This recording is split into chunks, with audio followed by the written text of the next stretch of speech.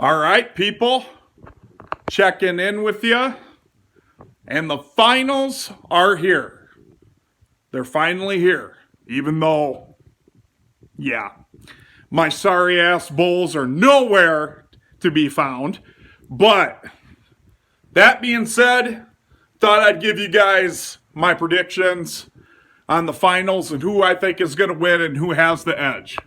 So, this is honestly, I was thinking about this the other day. This is honestly a finals that I'm okay with whoever wins. So, and it's been a while. I mean, I was okay with whoever won, like the Suns and Bucks, but I obviously was rooting for the Bucks because of Giannis. He's a very likable guy. But anyway, so this is the first finals where it's in a while where finally it's somebody different. I understand people say Boston's not different, but Boston's a likable team. And believe me, as a Bulls fan, I get it. There are a lot of people that hate the Celtics. But the Celtics, to me, are like the Cowboys of the NFL. You either love them or you hate them. But say what you want. So let's take a look. Boston, they've had a heck of a ride. A lot of people don't know this, but they've only lost twice. In this entire playoffs so far, they've only lost 2 games. So that's pretty dominant. I understand there was, the Pacers and the Heat were injured without Butler and stuff like that. I know people are going to not make excuses, but that is a factor, yes. But still, the fact that they've only lost twice is pretty a hell of an accomplishment. So they went through the Heat with no Butler. Then they went through the Cavaliers, which are a good team, but they got a couple more years yet. And the Pacers, the Pacers shocked me. I did not think they were going to get as far as they did. But Tyrese Halliburton went out, and that pretty much sealed the deal for the Pacers. So now you look at the Mavericks. And I personally think the Mavericks have had a way tougher road simply because they seem to play the teams that were actually almost 100% healthy. They played against the Thunder, and that was a tough-fought series. And the Thunder were really, really good. Shai Gilgeous-Alexander, you say what you want. He might be the next face of the NBA. He's that good. But then they played the Clippers, I know, and then this last go-round, hey, man, they took care of business, man, and took care of the Timberwolves. I don't want to say easy, but pretty easily. So, with that being said, honestly, in order for Dallas to win, they got to beat Boston at least once. They have to. If they go down 2-0, which I don't think is going to happen, by the way. Boston is a 6.5-point favorite right now. Game 1, I can already tell you Dallas is going to cover that. I think here's what's going to happen. I think these first 2 games they're going to split, go 1-1. But even with that, you have a feeling that the edge is going to be in for Dallas, if you think about it. Because if the series is tied 1-1 and Dallas has the next 2 games at home, that's going to be an advantage towards that, for Dallas to win. But personally, here's what I think is going to happen.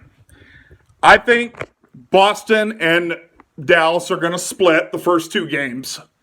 Then the next 2 games, it's at Dallas. I think that's going to split. So it's going to be 2-2. Then it's going to go back to Boston. And I think Boston wins that time. Then it's going to go back to Dallas. And I think Dallas is going to win. In Game 7, they're going to be tied 3-3. I think the series is going to at least go to 6 games. If not 7. I think it's going to be 7. Then that final game, they're tied 3-3 in front of Boston and their home crowd. My heart, you guys know how I am about the underdog. I would love to see the Mavericks win this. I really would. Simply because I don't think the Mavericks have been to a finals since 2011 when they had Dirk. Correct me if I'm wrong there. Boston, even though they got 17 finals, they haven't won one since 2008 when they had Paul Pierce and that super team. So, that being said, that's why it makes it okay. I understand Boston's got 17, but it's almost been 20 years since they won one. So, like I said, I'm okay if they win too. And if Boston does win, they, by the way, will reclaim the title for the most NBA championships of any team. They'll have 18. The only other team is, of course, the Lakers. But my heart says Dallas, but my mind says Boston. Because I think Boston has more experience. But Boston got pretty fortunate in this playoffs. I mean, with no Jimmy Butler, say what you want, that makes a huge difference. I mean, that's the same guy that beat him last year. And then you got Tyrese Halliburton that went out. Then the Cavaliers, like I said, just inexperience there. But if you look at the path that both these guys have gotten on the way here, you got to almost give the edge to Dallas. You really do. And like I said, I like Luka. Luka's a hell of a player. The guy's a beast. He's going to perform. There's going to be no question about that. Kyrie Irving, I know people, that's a love-hate relationship. People say he's too old, but hey, give the guy credit. He is playing really well. And PJ Washington, here's what it's going to be. If Dallas is going to win this series, here's what it's going to have to be. I think it's going to really depend, not so much on Luka, but it's going to depend on Kyrie, PJ Washington, and the rest of the bench. That's how Dallas is going to win.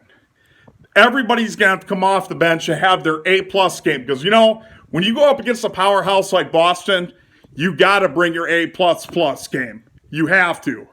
Every possession's going to count. So, now for Boston, you got Jason Tatum. You got Porzingis out of Washington, who was excellent, by the way. Great pick for them. You got Antonio Brown, or Anthony Brown. I'm pretty sure it's Antonio Brown. Whatever. Sorry if I'm incorrect there. But, yeah, it's another powerhouse. So, but I'm telling you, I don't know how to say this. This is a really tough finals to predict. It really is.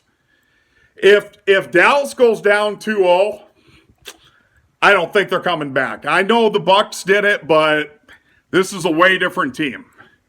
If Dallas goes down 2-0, it's over. But Dallas is going to have to focus on winning at least one game. You're not going to win both, but you got to win at least one.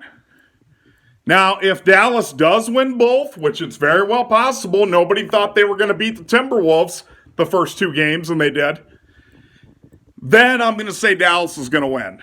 But the advantage, I think, is slightly towards Dallas because they're younger and Boston's a little older.